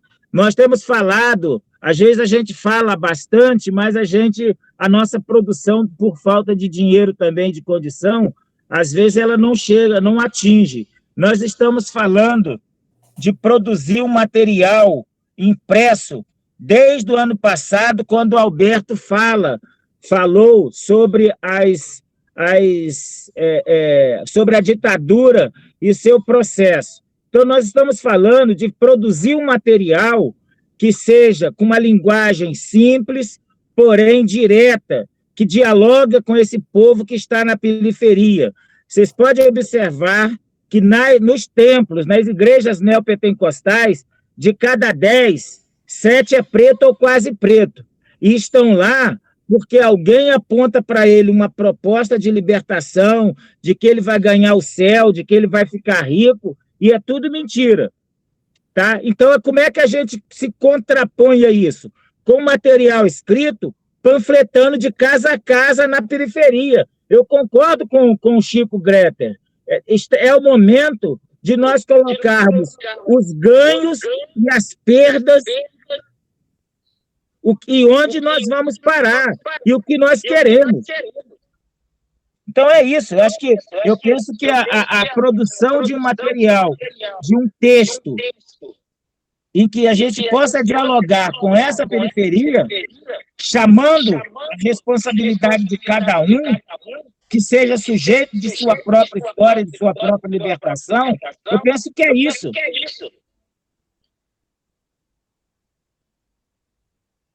Ok.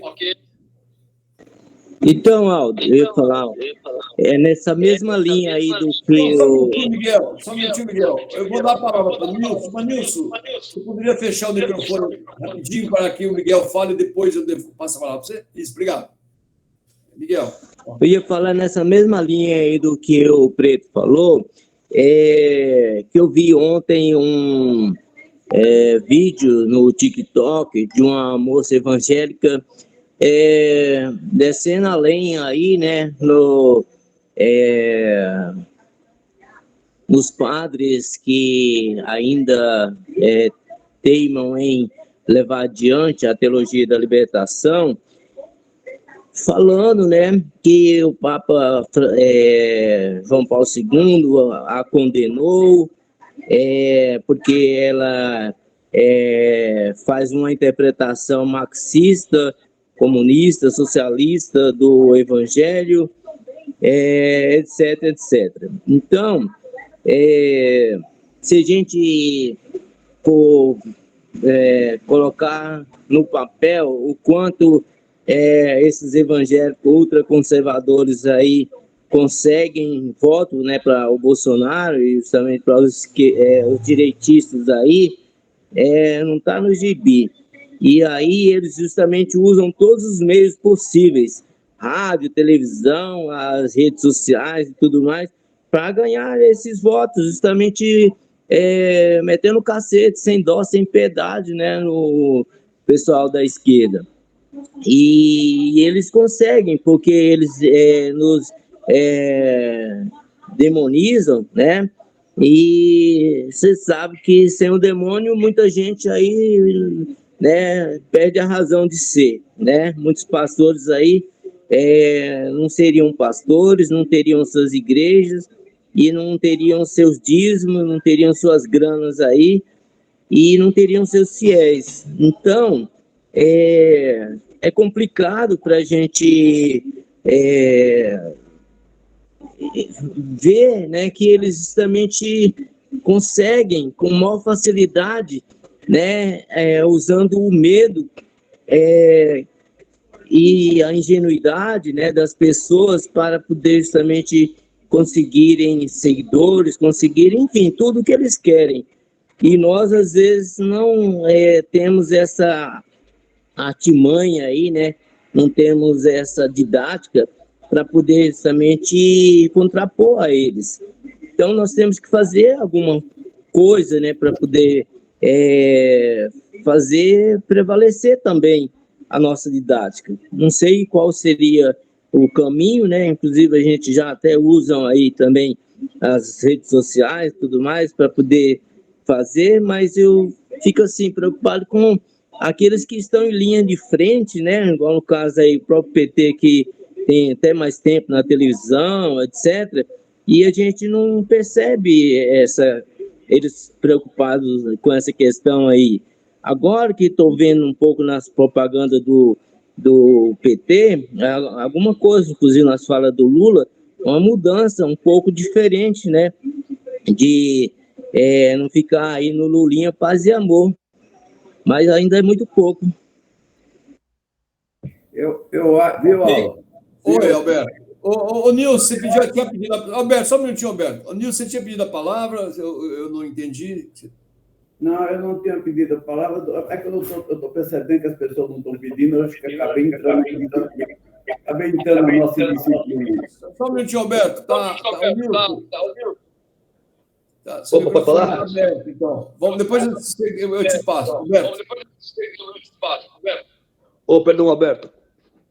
Então, em 2019, eu não sei se vocês conhecem um grupo chamado de Evangélicos pelo Estado de Direito. Alguém aí conhece esse grupo? Eu conheço, então, inclusive o pastor Ariovaldo é um dos dirigentes. Boa. Então, eu não sou evangélico, mas eu faço parte desse grupo, né? Tem até um grupo no WhatsApp. Em 2019, até uma companheira do PSOL, a Michele Forão, e outros companheiros, eles produziam materiais falando da reforma trabalhista, da reforma da Previdência, do congelamento do teto de gastos, para a gente entregar nas portas das igrejas universal, principalmente, né? Porque o movimento neopentecostal. E elas me chamavam para ajudar a panfletar, né? Porque, queira ou não, a Igreja Universal, eu conheço ela, porque o meu irmão, ele é obreiro da Igreja Universal há anos. Então, é uma igreja que eu conheço, até a maneira que eles trabalham. Então, aí por que esse trabalho parou de ser feito? Por causa da pandemia, né? Por causa da pandemia. Então, assim, em 2019, esse trabalho foi feito, né? De produzir um material e entregar até mesmo na saída dos cultos. Parei por aqui.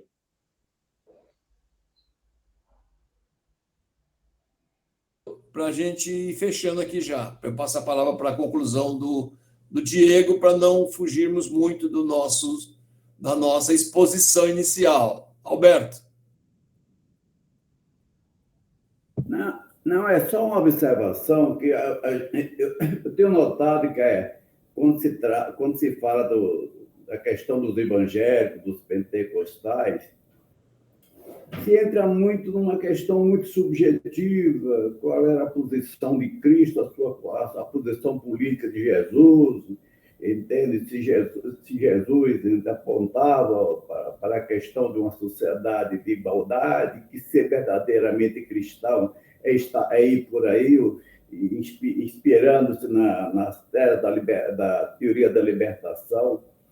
Mas, em cima de uma questão imediata, que nós estamos vivendo hoje, que é a questão eleitoral, acho que é importante ter uma conversa com o evangélico no sentido de dizer, olha, de provar, de deixar claro, não é prova, deixar claro, que Bolsonaro é o autor principal da reforma da Previdência, é o responsável principal pela reforma da Previdência, quando uma mulher, por exemplo, é obrigada, por exemplo, só pode se aposentar aos 62 anos, entendeu? Diferentemente do que acontecia antes, que o homem só pode se aposentar com 65 anos, independentemente se tenha trabalhado 35 anos, entendeu? Ela só vai poder se aposentar tendo o seu direito pleno com 62 anos. Isso precisa mostrar para os evangélicos, que não pode votar contra quem tirou direitos. Isso me parece que, às vezes, é uma falha nesse tipo de comunicação, esse tipo de mensagem. Como votar em alguém que tirou os seus direitos? Isso tem que ser colocado de forma clara.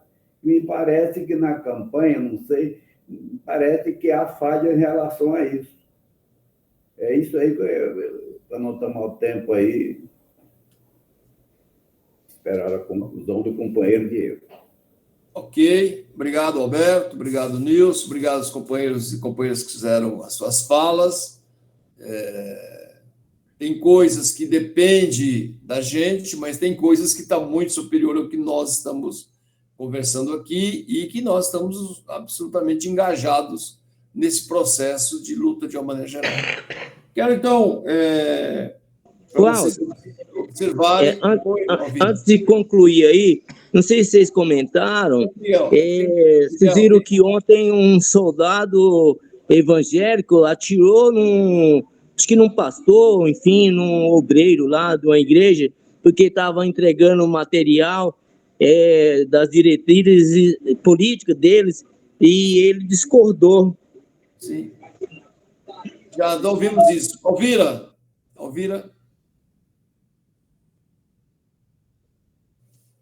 Alvira pediu a palavra.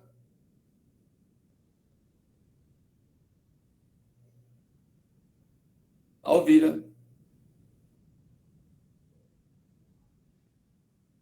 Bom, então eu peço para o companheiro Diego Cana, em base à sua exposição, as observações sobre a sua exposição e a sua exposição no contexto das eleições, que o mesmo possa, então, fazer as suas considerações finais, nos 5 minutinhos, para a gente ir preparando para organizar, como diz o Aldacil, o almoço, enfim, que não é fácil, não. Tem gente que ainda tem que fazer tudo isso. Cana, você está por aqui? Estou aqui. Então vamos lá. Então, né, primeiro falar assim, né, gente, que essas formações aqui da Enfrente são formações da praxis, né? A gente conversa aqui, a gente estuda, expõe, ouve, discute, traz coisa, discorda, concorda, discorda de novo, e propõe, que é para auxiliar na luta, né? Não são fins epistemológicos, né, apenas, né? Então, acho que ninguém discorda da questão da prioridade da eleição, do engajamento na eleição nesse momento. E é isso mesmo, entendeu? A gente se engaja na eleição e faz formação política, né? A gente não para de discutir, de levantar enfim, de elaborar nossos programas, de estar pensando aí o mundo, né, por conta da eleição. A eleição não paralisa o tempo, né? Pelo contrário, a eleição é um ponto de elevação da temperatura aí, dos antagonismos de classe, né? Como eu estava com o Aldo ontem aí também, né, o dia inteiro aí, a gente fazendo as coisas aí por conta de campanha, né? Aqui, ó, tô com material do deputado de análise aqui também. E é isso, né? A gente tem que estar fazendo campanha aí e tá discutindo política sempre aí, no nosso espaço. No momento que você não tá estudando, que você não tá no lazer, ou até no momento que você está no lazer, muitas vezes, e no momento que você está numa roda de conversa como essa, a gente tá aí se fortalecendo aí para estar se tornando militantes melhores, né? Eu penso assim, para não só fazer campanha, como outras coisas, né? E evidentemente, se alguém não puder estar numa formação por conta de que está na rua, todo mundo compreende, né? Mas se a gente está em casa no domingo de manhã, a gente participa da formação, né? É assim que vem funcionando as coisas. E ter em mente a prioridade da eleição de um ponto de vista de esquerda, né? Vamos dizer aqui, até marxista, né? Ter em mente que a todo momento a gente tem que estar se fortalecendo, né? Se armando teoricamente para estar podendo ler essa realidade melhor, para poder estar se posicionando melhor nela, né? Por que a gente está estudando a cabanagem aqui? É como o Aldo falou no começo, o Roberto reforçou muito bem, a gente tem aí a necessidade histórica mesmo aqui no Brasil de resgatar e colocar no seu devido lugar as lutas históricas, né, as contribuições de luta do povo brasileiro, porque afinal de contas é isso, né? A gente tem a história até hoje escrita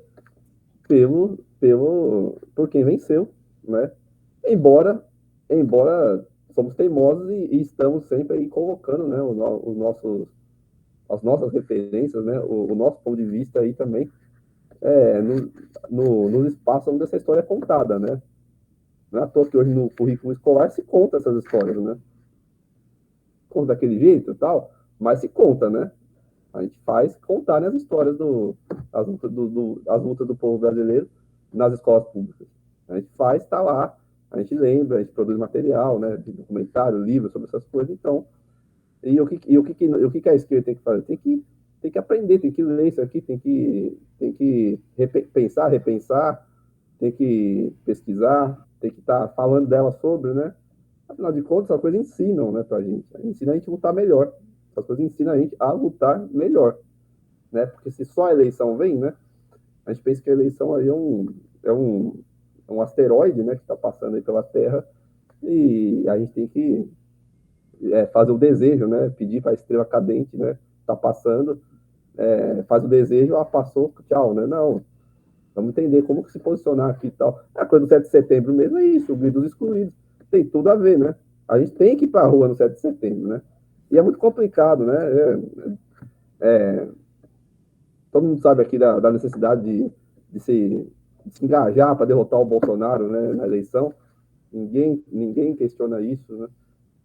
Agora, é muito complicado quando a nossa esperança não chama para a rua no 7 de setembro, né? Para um guia dos excluídos. Tem que ser dito essas coisas, entendeu? A gente tem que falar, por que a nossa eleição não chama para o 7 de setembro? A gente tem que reforçar, nós tem que estar no 7 de setembro, entendeu? O 7 de setembro, o guia dos excluídos é sobre a cabanagem também. É sobre os malês, é sobre Palmares, é sobre tudo isso também, entende? Não é, né? Quer dizer, são as partes do todo, não são coisas deslocadas, não são satélites que saíram aí da órbita da Terra, né? Não, de forma nenhuma. Então, são parte da nossa história aí, e dessa história que é contraditória. Ainda vivemos aí, né?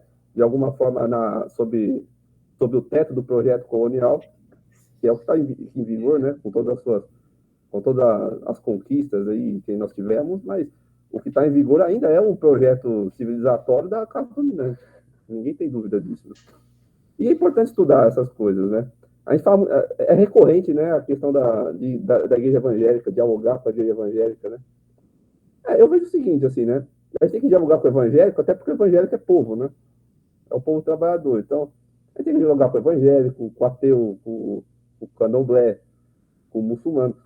Tem que dialogar com todo mundo, com o católico. Afinal de contas, nós temos que dialogar. Isso é a subjetividade do trabalhador, né?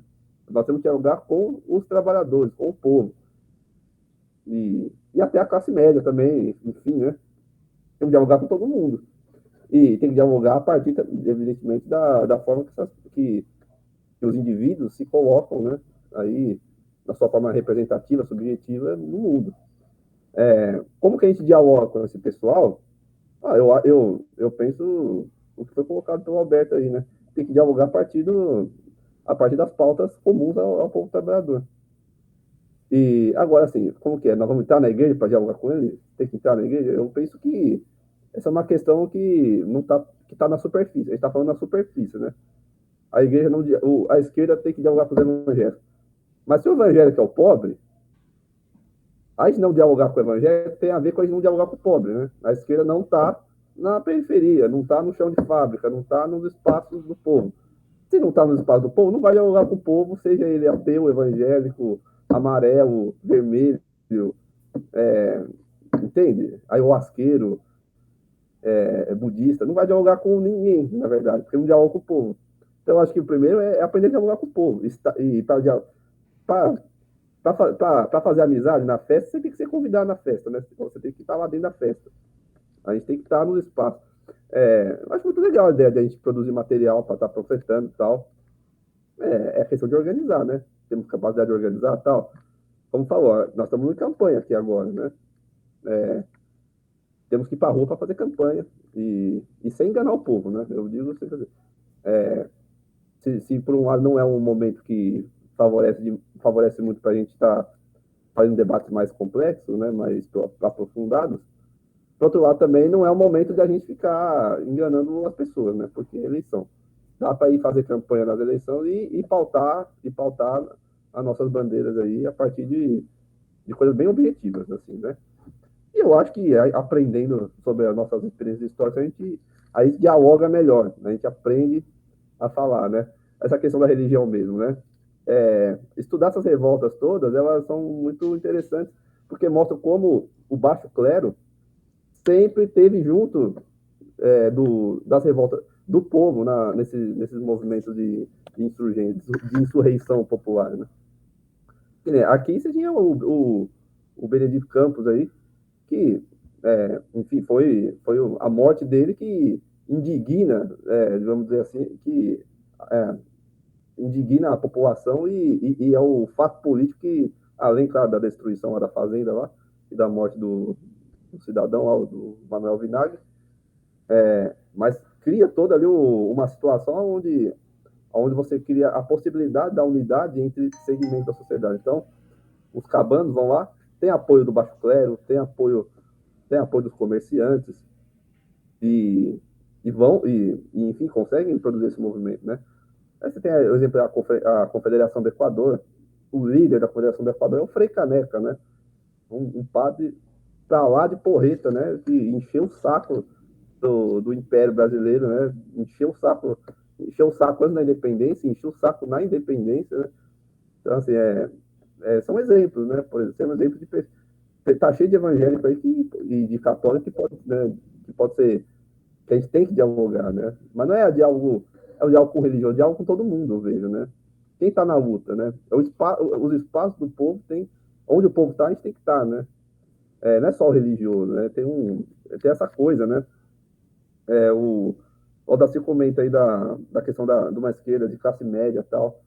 Mas isso também, Odacir, isso é resultado de uma prática política de décadas aí, que vai transferindo as prioridades do trabalho de base e da elaboração político-teórica dos programas políticos da esquerda, do trabalho para o ambiente educacional, para o ambiente acadêmico. A gente fica lá, a educação, claro, educação, sempre a educação, sempre defender a educação. Mas o que muda o sujeito fundamental da transformação na sociedade é o trabalhador, né? É o trabalho que é o eixo, de toda as relações humanas. E é o trabalho que é a partir do trabalho que a gente vai conseguir movimentar a realidade no sentido de ser transformada, né? Na educação. Então é isso. Quando a gente deixa de defender greve para ficar só defendendo educação pública gratuita de qualidade, para ficar defendendo universidade pública, é isso que vai acontecer, entendeu? É isso que vai acontecer. Se não tem greve, o capital não sente, né? É meio nesse sentido. E aí essas revoltas todas elas vão ensinando muito isso, né? A parte quando todos os setores da sociedade se encontram junto com os trabalhadores, né? O setor popular, com a classe trabalhadora, que a coisa anda, né? Acho muito significativo, né, que a cabanagem, no caso, seja esse movimento assim que, embora ela tenha suas debilidades, ela acaba sendo a mais radical, né? Porque surge inclusive assim de uma região que é meio esquecida hoje, né? A gente esquece assim que existe luta nesses lugares, né? E até hoje em condições muito mais adversas, né? O que acontece em Roraima lá, por exemplo, a luta por terra é uma coisa que deveria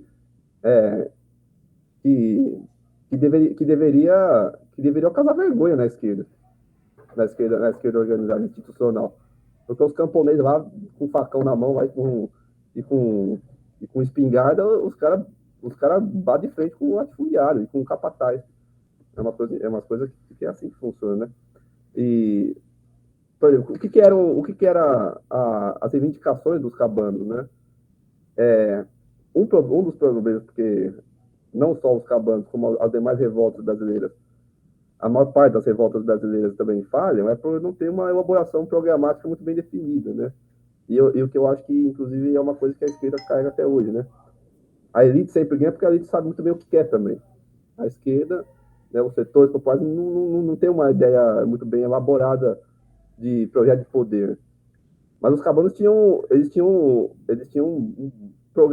uma espécie de reivindicações mínimas, né? Tá lá na cabanagem, por exemplo, muito da origem dos movimentos que lutam por terra no Brasil, né? Afinal de contas, esses cabanos, eles trabalhavam nas fazendas, né, da região e no setor extrativista, né? E a região era basicamente uma região de subsistência, né? Agricultura de subsistência. As fazendas, elas existiam ali mais nesse sentido mesmo de praticar as propriedades, né? As grandes propriedades dos latifundiários eram propriedades que eram utilizadas para praticar o extrativismo, né? A agricultura era quase subsistência. O comércio, a atividade comercial era baixíssima. Eles não tinham terras para poder trabalhar, para ter uma subsistência digna. Por isso tinham que trabalhar nas terras dos senhores. Então, uma das reivindicações foi o quê? Foi ter as suas próprias roças, né? Os cabanos. Foi ter foi ter padarias públicas que distribuíam alimentos para a população pobre. Recolhiam alimentos ali, né, nas plantações ali que existiam na região e distribuíam. Acabaram com o alistamento militar, por exemplo, que era uma coisa que o alistamento militar é obrigatório, né? Quer dizer, agora, não tinha uma elaboração objetiva do que fazer no poder, né? De transformar ali, de fato, a unidade produtiva, de organizar o trabalho de uma forma que pudesse, enfim, assim, ter realmente, que pudesse realmente superar ali o poder estabelecido. E, claro, tem a ver com o próprio desenvolvimento das forças produtivas, né, naquele momento, né, o desenvolvimento da consciência, nesse sentido, ainda é muito, muito primário, né, vamos dizer assim. E a gente tem que estudar isso para também entender as nossas deficiências, né, assim, o que eles erraram lá atrás, o que eles acertaram, o que eles têm em comum conosco, né. E aí o Chico falou das armas, né, uma coisa, por exemplo, essa revolta deu muito certo, inclusive, também porque a Guarda Nacional aderiu, né? A maior parte da Guarda Nacional aderiu à cabanagem, né? Francisco Vinagre mesmo, né? Um tenente da Guarda Nacional.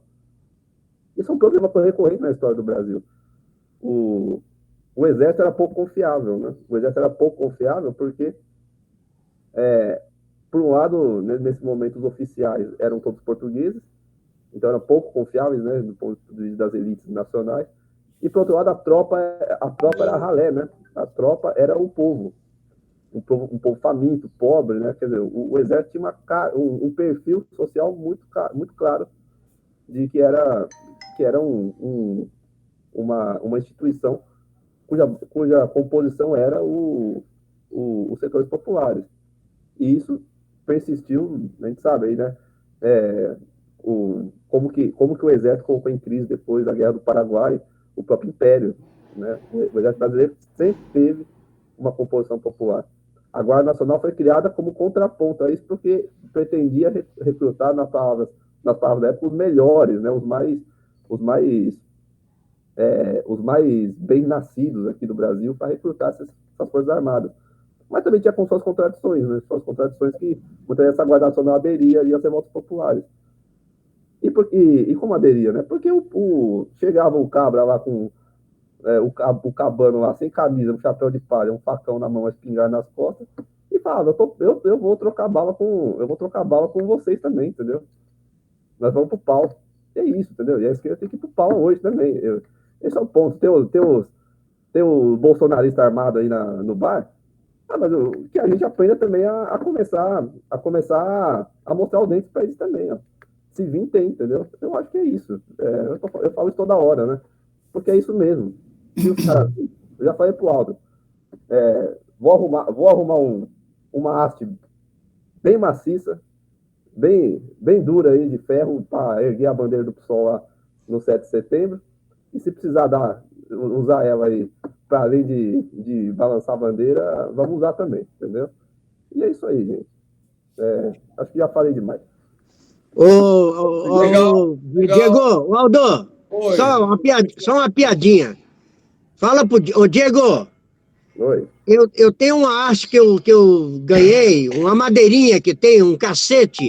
Se você matar alguém com cacete, é 2 anos de cadeia. Se matar com haste de ferro, é 12 anos. Então, só isso aí, uma observação, tá bom?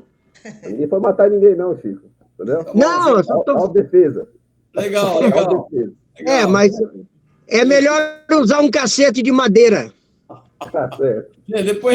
Esse aí depois é objeto que os trabalhadores das suas lutas vão saber como resistir, enfim, como fazer as coisas.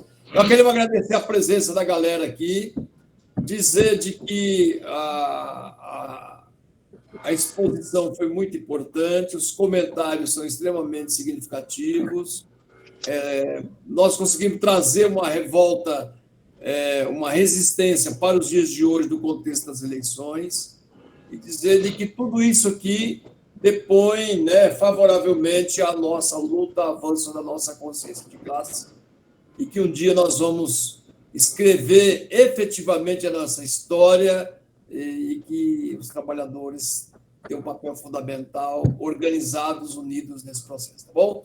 Um abraço a todos, a luta continua e todo mundo, né, neste dia 7, quem puder, vamos fazer um esforço para nos encontrarmos na Praça da Sé às 9 horas, tá bom, gente? Vamos lá, Praça da Sé. Às 9 horas. Um abraço para todos, bom almoço, bom descanso e lutas, sonhos e rebeldias que seguem. Até mais. Obrigado, Alto, para você e todo mundo. Bom Falou, domingo a Um todos. abraço. Tomando. Neuza, Tchau, obrigado. Mestre Alvira, obrigado. Carlos, melhoras, obrigado. Valeu, um abraço. Ney, um abraço do pessoal aí, melhoras para o seu sogro. Bacana. Legal. Chico, Preto Lindo, esse Aldaci é um tal de Preto Lindo. Oh, meu Deus do céu. E aí nós somos preto e estamos enrolados. Um abraço, gente. Bom dia. Bom domingo a todos. Bom domingo. Tchau, tchau. Valeu, Kátia. Tchau, tchau.